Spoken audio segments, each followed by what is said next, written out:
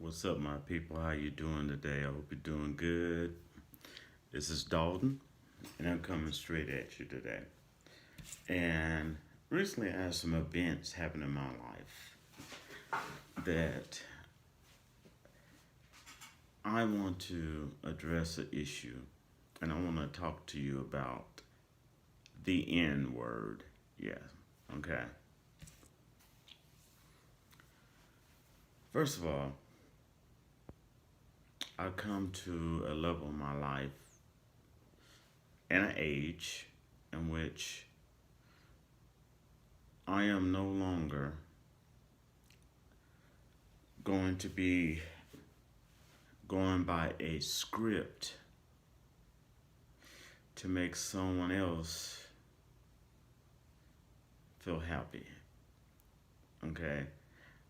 I'm not going to be going by a script, make sure I fit myself like a robot into a puzzle of someone else's life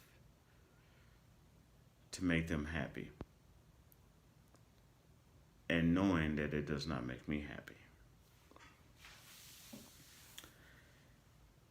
And definitely not going to be going by a script that someone else creates because of their lack of self esteem, however they try to rationalize it, to make them happy. Now, I admit, I'm not perfect.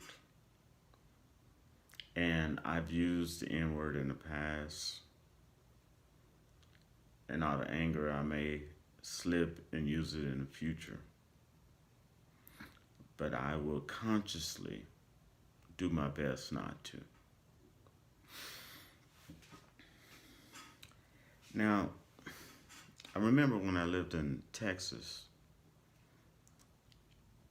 I would walk by some young Latin kids, high school kids, that I heard them talking before I walked by them, and they wasn't using the N word.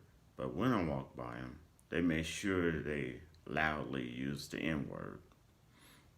Okay, especially in groups, as if it was okay. Evidence have shown. You look at incident at Popeyes, incidents that happen all over on the news, and there's some unreported incidents of violence that happen that the N word, no matter how much a person try to rationalize it, brings up anger, hurt, and pain. And it's supposed to.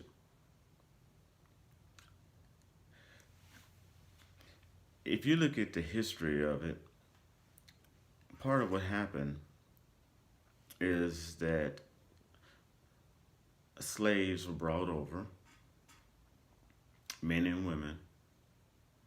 And when I say slaves, most people just think I'm talking about black and African. That was the majority. But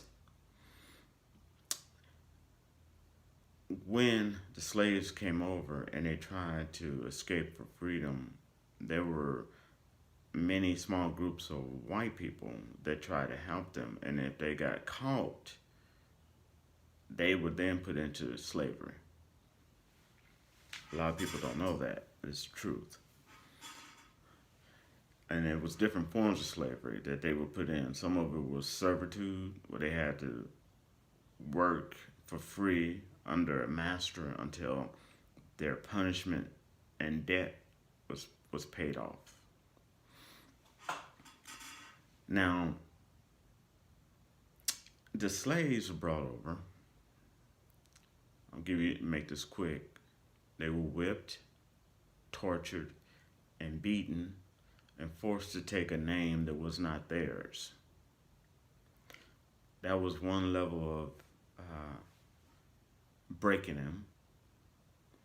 And this was the men and women whipped, hung, almost to death, and then released once they accepted a name that was not theirs.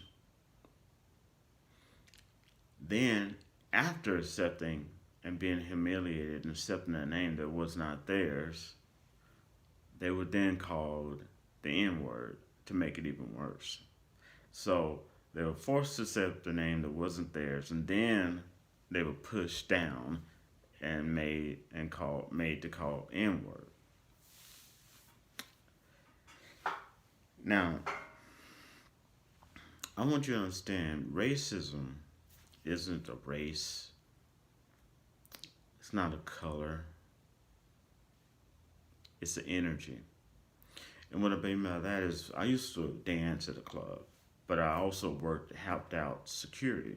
And what we would do if we saw an incident, something illegal or something bad or fight or whatever happening in a particular area, kind of give a certain signal and kind of let the security know. They had their own signal. We all had a signal. Let security know something's about to go down in this particular area, and we would do that.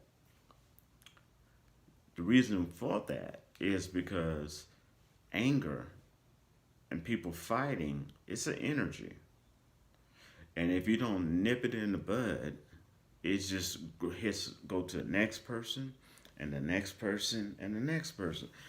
People in security, bouncers, they're educated on that fact. That's why they have to stop it before it spreads. Okay. Same thing with racism. It has a lot of different colors. And what people usually do, they try to use some form of rationalization to cover it up.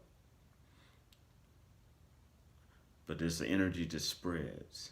Like love, like anger, like hate, any other energy, it spreads. At some point, you need to nip it in the bud. And I want you to get